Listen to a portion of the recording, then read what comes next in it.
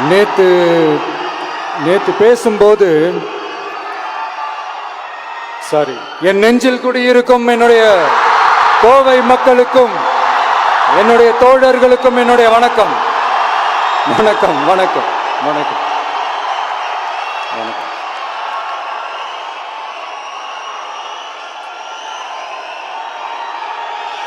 நேத்து பேசும்போது இந்த மீட் வெறும் ஓட்டுக்காக மட்டுமே நடக்கப்படுற ஒரு மீட் இல்லைன்னு நான் சொன்னேன். ஏன்னா நம்மளுடைய டிவிக்கே வெறும் அரசியல் ஆதாயத்துக்காக தொடங்கப்பட்ட ஒரு கட்சி கிடையாது. சமரசம் என்ற பேச்சுக்கே இங்கே இடமில்லை. But at the same time இதனால் மக்களுக்கு ஒரு நல்லது நடக்குது அப்படின்னா எந்த ஒரு எக்ஸ்ட்ரீமுக்கும் போய் அதை செய்யறதுக்கு நாங்கள் தயங்க மாட்டோம்.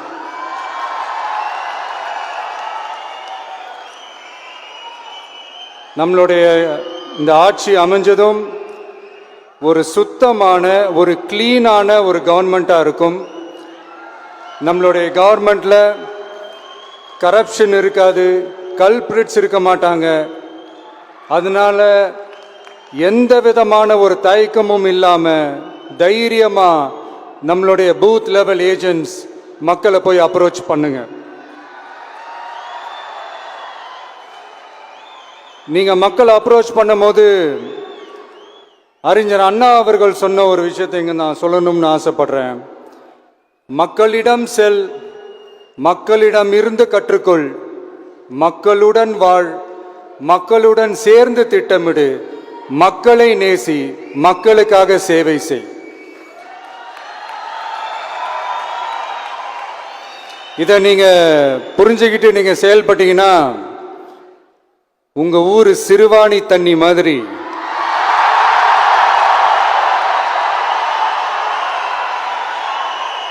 அவ்வளவு சுத்தமான ஒரு ஆட்சியா இது அமையும். இன்னும் ஸ்ட்ராங்கா சொல்லணும்னா நம்மளுடைய தமிழக வெற்றி கழகத்தினுடைய இந்த ஆட்சி ஒரு தெளிவான, ஒரு உண்மையான, ஒரு வெளிப்படையான ஒரு நிர்வாகம் செய்யக்கூடிய ஒரு ஆட்சியா இது அமையும்.